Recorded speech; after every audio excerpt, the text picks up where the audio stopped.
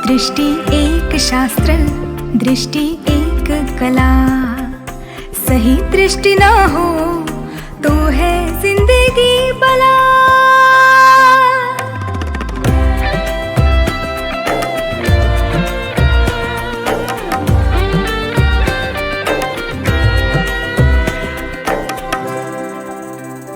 दृष्टि है एक शान, दृष्टि वरदान। दृष्टि देने वाला है वो भगवान।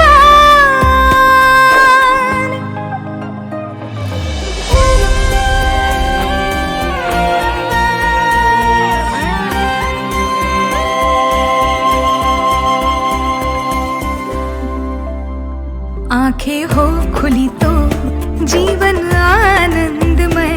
आंखें हो खुली तो जीवन आनंदमय।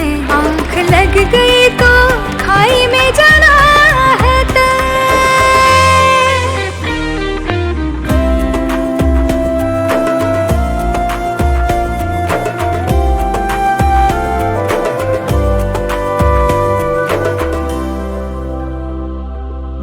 गुरु ज्ञान वृष्टि जब होती है, उलझने सहज ही सुलझ जाती है। सबसे कमानी पड़ती है दृष्टि। आनंद से जीने की दृष्टि। आनंद से जीने की दृष्टि। आनंद से जीने की।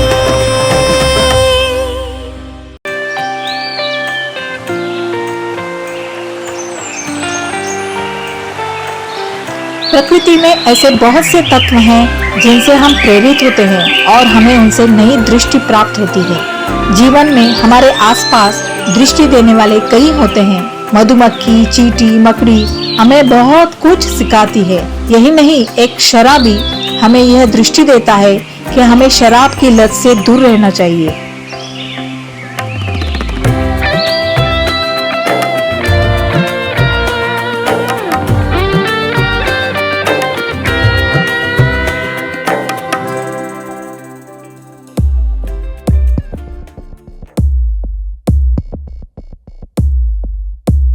Good morning sir. Hello, good morning. Sir एक सवाल था।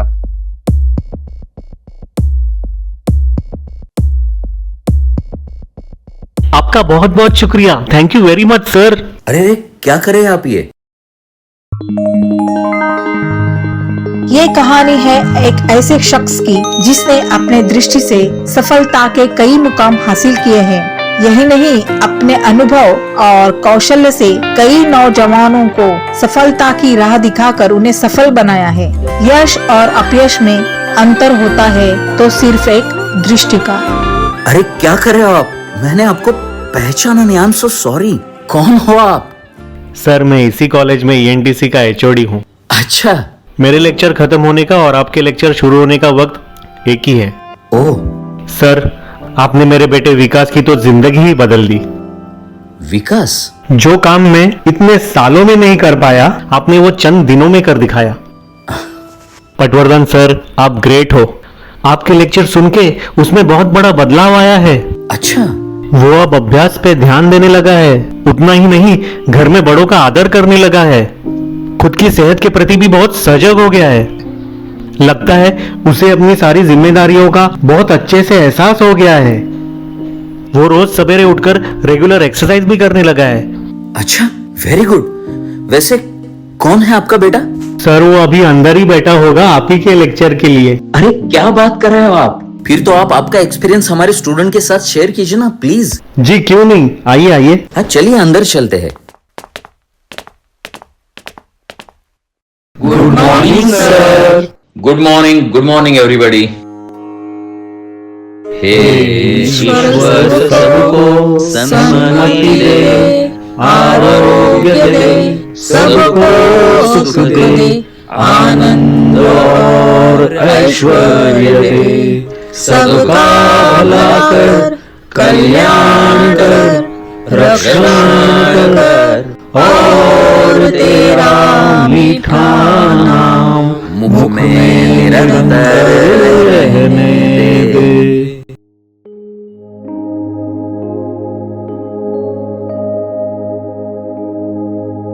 Sit down please.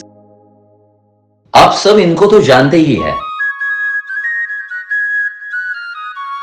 ये हमारे ENTC डिपार्टमेंट के HOD है और हमारा भाग्य है कि ये अपना एक्सपीरियंस हम सबके साथ शेयर करना चाहते हैं। Sir please. Thank you. Good morning students. Good morning sir. आप सबको तो ये पता ही है कि ये है मेरा बेटा विकास, जो आजकल फ्रंट रो में बैठता है, मगर कुछ वक्त पहले वो एक बैक बेंचर था। तो कैसे हुआ विकास में इतना बड़ा ट्रांसफॉर्मेशन? इसकी वजह है आप सबके चहीते डॉक्टर पटवर्धन सर। सर क्या बताऊं आपको, जब से विकास ने इस कॉलेज में एडमिशन लिया है उसका पढ़ाई में जरा भी ध्यान नहीं था। दिन भर इधर उधर भटकना, रात को देर से घर आना, घर में बड़ों की अवमान करना और न जाने कितने ऐप थे उसमें। मगर पिछले कुछ महीनों से वो इतना डिसिप्लिन्ड हो गया है कि पूछो ही मत। रोज सवेरे उठकर रेगुलर एक्सरसाइज करता है, घर में बड़ों का सम्मान करता है, उसे अपनी सारी जिम्मेदारियों का मानो एहसास हो चुका है।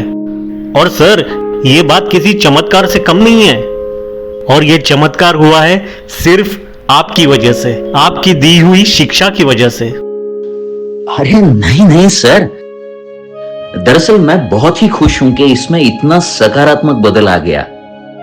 इसे जरूरत थी सिर्फ सही गाइडेंस की। सर मैंने कभी भी किसी भी स्टूडेंट को पढ़ाई या कसरत करने के लिए कोई भी जबरदस्ती नहीं की है, क्योंकि थोपी हुई चीजें कोई भी पसंद नहीं करता सर। ये तो स्टूडेंट्स है, ये मेरी अपनी चीज है, मेरी अपनी बात है। ये एहसास होगा तो ही स्टूडेंट का पढ़ाई में ध्यान लगेगा सर, वो मन से पढ़ाई करेंगे। आपने अभी भी मुझे बाहर कहा कि आपने कई साल इसमें परिवर्तन लाने की कोशिश की सर, लेकिन आप नाकाम रहे। सच कह रहे हैं सर, मैंने कितनी कोशिशें की, कितनी तरह से कोशिशें की इसे समझाने की, मगर मेरी किसी भी कोशिश का इस पर रत्ती भर असर नहीं हो रहा था। और यह असर क्यों नहीं हुआ जानते हैं सर आप? क्योंकि सर आपने इसे सिर्फ इसके दोष दिखाया। ये क्या गलत कर रहा है यही बताते रहे सर आप इसको। सर ये दोषारोपण हुआ, समझाना नहीं। सर दरअसल ये बच्चे आज इनकी जिस उम्र की दौर में गुजर रहे हैं ना, इस उम्र में इनकी समस्याओं को पहले हमें समझ लेना चाहिए और उसके बाद ही हमें इन्हें सही रास्ता दिखाना चाहिए सर। कोई भी इंसान बुरा नहीं होता सर, बुराई इनकी चुनी हुई राह में होती है। इनके सामने जो परिस्थिति होती है ना, उसमें बुराइयां होती है। अगर इस पर हम सॉल्यूशन निकालेंगे तो इनमें परिवर्तन लाना बेहद आसान है। ये मत करो, वो मत करो, क्या नहीं करना ये बताना आसान है सर, लेकिन उसके बदले में क्या करना चाहिए ये भी तो बताना जरूरी है ना सर। नो पार्किंग का बोर्ड लगाना आधा काम हुआ ना सर, लेकिन कार पार्क कहां करनी है ये भी तो बताना जरूरी है।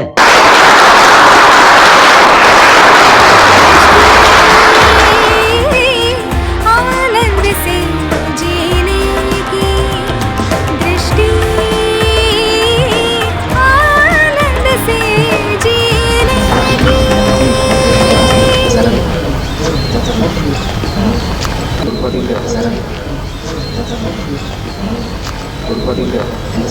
Good morning, good morning, good morning, good morning sir. Hello Vikas, good morning. Hello sir ये प्रदीप है। हेलो प्रदीप। हेलो सर, इसका एक प्रॉब्लम था। विकास, प्रॉब्लम इस शब्द का इस्तेमाल मत करो। Problem is slightly negative word, उसकी जगह तुम चैलेंज का इस्तेमाल करो। सर आप इतना अलर्ट कैसे रह पाते हो? विकास, हमें हमेशा अपने अंदर अपने आप को देखने की आदत डालनी पड़ गई। अपनी सोच हमेशा सकारात्मक और सकारात्मक होनी चाहिए। मेरे सदगुरु कहते हैं, सदा के लिए सावध, सदा के लिए सुखी। सर आपसे ही सीखने को मिलता है कि हमें कितना पॉजिटिव रहना चाहिए। विकास, तुम कुछ कहना चाहते थे? सर एक्चुअली मैं अपने पढ़ाई में कंसंट्रेट नहीं कर पाता। जब भी पढ़ाई के लिए बैठता हूँ न जाने तरह तरह के ख्याल आते हैं मन में। सी, मन का स्थायी भाव ही अपने विचारों में भटकते रहना। इंसान के मन में ज्यादातर व्यर्थ के विचार ही आते हैं, तो तुम्हें उन व्यर्थ के विचारों की तरफ ध्यान ना देते हुए अपनी पढ़ाई पर कंसंट्रेशन करना है। और तुम इस प्रैक्टिस को धीरे धीरे करते रहोगे तो तुम्हारे मन से ये व्यर्थ के विचार धीरे धीरे कम होते जाएंगे और तुम्हारा ध्यान पढ़ाई में ज्यादा लगने लगेगा। समझ रहे हो ना तुम? तुम्हें legendary classical singer Bhimsen Joshi ji का नाम पता है? जी हाँ सर। वो महज 10 या 12 साल के थे, तभी संगीत में अपने गुरु की तलाश में वो घर से भाग निकले। उस वक्त उनके पास ना खाने के लिए पैसे थे, ना रहने के लिए जगह। उन परिस्थितियों में भी वो दिन रात रियाज करते रहे। उन्हें कभी कोई कंसंट्रेशन की प्रॉब्लम नहीं आई। क्यों नहीं आई पता है? क्योंकि सर संगीत उनका पैशन था। यही तुम्हारे सवाल का जवाब है। सर मैं कुछ ठीक से समझा नहीं। मैं समझाता हूँ। देखो, मेरा इंटरेस्ट था इंजीनियरिंग में और मुझे चुनना पड़ा मेडिकल फील्ड। तो अब जो परिस्थितियां है उसे स्वीकार तो करना ही है। तो मैंने इसी मेडिकल फील्ड को अपना पैशन बना दिया। देखो, आज मरीजों की आंखों की जांच करते करते कब रात के 11 बज जाते हैं मुझे पता भी नहीं चलता। तो या तो तुम भीमसेन जी की तरह अपने पैशन को ही अपना करियर बना लो, या मुझ जैसे मिले हुए फील्ड को ही अपना पैशन बना लो। पैशन ही मूल मंत्र है। Concentration follows. अगर पैशन है तो कंसंट्रेशन तुम्हारे पीछे भागा चला आएगा। पूरी तरह पैशन से कंटिन्यूस 3 हफ्ते पढ़ाई करते रहना, सिर्फ 3 हफ्ते, और उसके बाद मुझे फिर से आकर मिलना। मुझे यकीन है तुम्हारा पढ़ाई में ध्यान लगने लगेगा। विकास के साथ रहो, उसके साथ उठो बैठो, पढ़ाई करो। जैसा संग वैसा रंग, क्योंकि सत्य का साक्षात्कार या पूरी तरह से सत्यानाश करने का सामर्थ्य संगत में होता है। समझ रहे हो ना तुम? जी हाँ सर, समझ गया। Thank you sir. You most welcome. Thank you sir. और विकास, तुम्हारे वो दोस्त कैसे है? वैसे ही है जैसे थे। दिन भर लड़ाई झगड़ा करते रहते, इधर उधर घूमते फिरते रहते। सी, हर एक को सही राह दिखाने के लिए अलग अलग पैंतरों का इस्तेमाल करना पड़ता है। सर ये जो मोंटी है ना, उसने सबको बिगाड़ के रखा है। जब से उसने कॉलेज का इलेक्शन जीता है ना, तब से ये शुरू है। तो मोंटी सब मुसीबत की जड़ है। विकास, मुझे उससे मिलाओ ना। अरे सर प्लीज, मैं आपको रिक्वेस्ट करता हूँ, आप इस मामले में ना ही पड़ो तो ही अच्छा है। वो दिवाकर भाई है ना, मोंटी उन्हीं के साथ रहता है, उनके लिए काम भी करने लगा है। अब मोंटी के कॉन्टेक्ट बहुत ही बड़े और डेंजर लोगों के साथ है। इसका मतलब वो गलत लोगों में उठता बैठता है, सो कॉल्ड डेंजर लोगों के साथ होता है, इसलिए मैं उसे नजरअंदाज करूं? सर आप क्यों बेकार की मुसीबत मोल लेते हो? क्योंकि मैं अपने सदगुरु का विजन फॉलो करता हूं। ये देखो, ये है मेरे सदगुरु, सदगुरु श्री वामनराव पै। पता है इनका विजन क्या है? इनकी दृष्टि क्या है? पूरे विश्व के प्राणियों का, इंसानों का कल्याण हो जाए, अपने भारत का उत्कर्ष और विकास होता रहे। और इस मुकाम पर पहुंचने के लिए मैं ऐसे 100 मोंटियों का परिवर्तन करने के लिए तैयार हूं। सर आप तो कभी कभी लगता है कि मैं आपको पूरी तरीके से जानता हूँ, पर कभी कभी ऐसा लगता है कि मैं आपको इतना सा भी नहीं जानता। ऐसा करते हैं, हम दोनों मोंटी से मिलते हैं, पहले उसकी बात सुन लेते।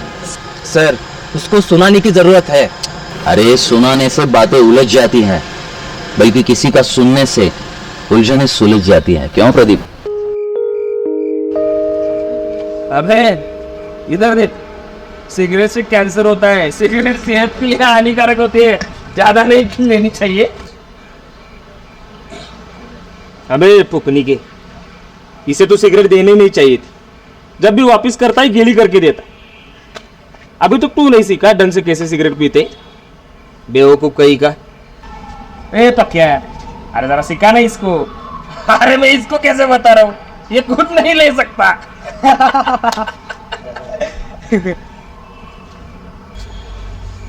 मोंटी, अरे देखो तो कौन आया है, लगता है आज ये यार रास्ता भूल गए। हाँ मोंटी, तुम्हें सर मिलना चाहते हैं। अरे किस सर को आज मेरी याद आ गई? Doctor Dilip Patwardhan sir.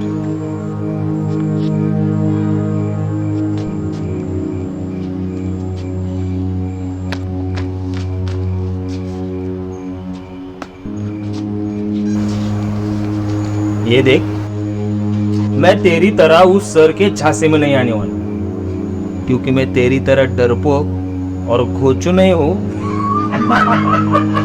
अरे इसका मुंह देखना, ये हर बात में सीरियस हो जाता है।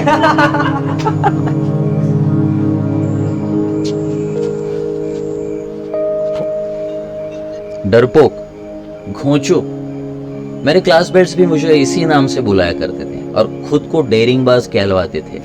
जानना चाहते हो उन डेयरिंगबाज लड़कों का क्या हुआ? मास्टर, ये अपना लेक्चर है ना, अपनी क्लास में देना, ये हमारा अड्डा है। चल निकल यहाँ से। मोंटी, तमीज से बात कर। ये हमारे सर है। कागज की कलम। चुप बेटा, मैं तो यही पटक दूंगा। एक बार सुन तो लो, क्या हुआ उन डेयरिंगबाज लड़कों का? वो लोग लेक्चर बंक करने को डेयरिंग कहते थे और एक गुंडागर्दी लड़ाई झगड़े करके खुद को डेयरिंगबाज कहलवाते थे। क्या मिला उनको ऐसा करके? हाँ, जानना चाहते हो वो अपनी रोजी रोटी के लिए आजकल क्या कर रहे हैं? पहला जो तुम्हारी तरह खुद को भाई कहता था ना, उसकी भाईगिरी खत्म हो गई है, क्योंकि वो 15 साल से जेल में पड़ा हुआ है। और दूसरे का डेयरिंग वाला काम खत्म हुआ, क्योंकि आज वो मेरे यहाँ नौकरी करता है। और तीसरा खुद ही खत्म हो गया, शराब पी कर खुद का लीवर खराब कर दिया और चल बसा।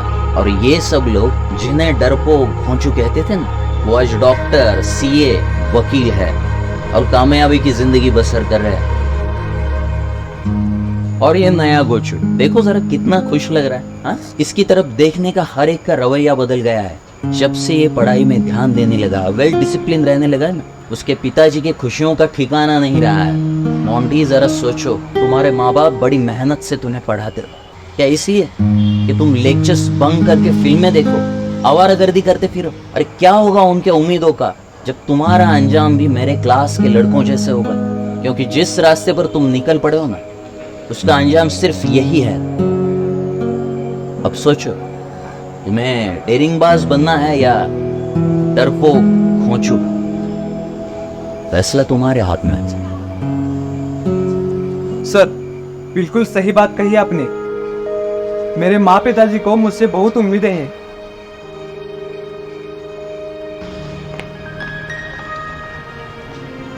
हाँ सर। पक्का? तू भी?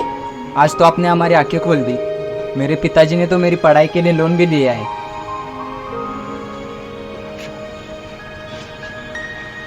क्या सोच रहे हो? आओ हमारे साथ और अपनी जिंदगी सवार लो बेटा। तो क्या फिर कॉलेज में बैठकर जिंदगी संवार लो? जाओ मास्टर, जाओ, ले जाओ इन लोगों को और इनकी लाइफ सेट कर दो, लेकिन मुझे सुधारने की कोशिश भी मत करना। यानी तुम्हें लगता है तुम जिस राह पर चल रहे हो वो सही है? क्या जानते हो तुम मेरे बारे में? यही कि तुम्हारे घर वालों को लगता है तुम कॉलेज में अच्छी तरह से पढ़ाई कर रहे हो, लेकिन हकीकत में तो तुम... मेरे घर वालों के बारे में तुम क्या जानते हो? क्या मुझे उनके बारे में जानने की कोई जरूरत नहीं है मोंटी, लेकिन मैं अच्छी तरह से जानता हूँ वो तुम्हें ऐसे गुंडागर्दी करते हुए देखना पसंद नहीं करेंगे। बोलो, क्या वो तुम्हें जेल में देखना पसंद करेंगे? तुम्हारा एनकाउंटर होते हुए देखना चाहेंगे? तुम मेरी फिक्र मत करो, मैं अपना ख्याल खुद रख सकता हूँ। मुझे तुम्हारी नसीहत की कोई जरूरत नहीं है। जरूरत है मोंटी, क्योंकि मैं अच्छी तरह जानता हूं तुम जो कर रहे हो उसका अंजाम क्या है। सर, दिमाग का दही मत करो, निकल जाओ यहाँ से। मोंटी, से बात मत करो सर से। अबे तू चुप बेटा, तुझे तो मैं बाद में देख लूंगा। मोंटी, तुम जिन लोगों के लिए काम कर रहे हो ना, उन लोगों को खुद भी नहीं पता कि उन पर क्या बीतने वाली है। ये सभी लोग बड़े बड़े बिजनेसमैन, पॉलिटिकल लोगों के उल्टे सीधे काम करते हैं। वो सभी या तो जेल में जाते हैं या पुलिस से भागते फिरते गुमनामी की जिंदगी बसर करते हैं। अच्छा, तो ये बात, तो दिखाओ मुझे जेल में डालकर, मैं भी देखता हूँ तुम मेरा क्या बिगाड़ते हो। मोंटी रुको। छोड़ तू साइड क्या कैसे बात करिए हमारे साथ करेगा मोंटी दिखा चाहिए आप दिखा मुझे डाल बोल देना प्लीज हां सर मोंटी बोले से कोई फायदा नहीं चलिए यहां से मोंटी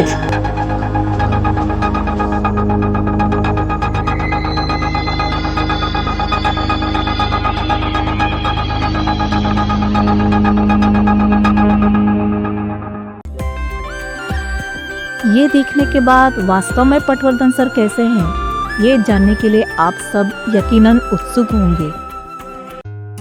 नमस्कार। जीवन आनंदमय बनाने के लिए, बेहतरीन बनाने के लिए पंचशील की जरूरत होती है। पर्याप्त संपत्ति, मर्यादित संतति, अच्छी सेहत, अच्छी संगति और ईश्वर का अधिष्ठान इसकी जरूरत होती है। अच्छे मित्र मिलना दुर्लभ और टिकना उससे भी दुर्लभ। जीवन में बहुत से प्रलोभन आते हैं, लेकिन गलत चीजों के लिए नहीं कहना जरूरत है। जब आप उनके लिए नहीं नहीं कहेंगे तो आपको अच्छी चीजों के हाँ हाँ ही जिंदगी में होती है। विकास के जीवन में जीवन विद्या के ज्ञान से बहुत ही बदल हो गया, परिवर्तन हो गया, ऐसा उसके पिताजी का कहना है। और उन्होंने इसलिए जीवन विद्या की शुक्रिया अदा की और उसका उल्लेख भी उन्होंने रेडियो स्टेशन पे भी किया।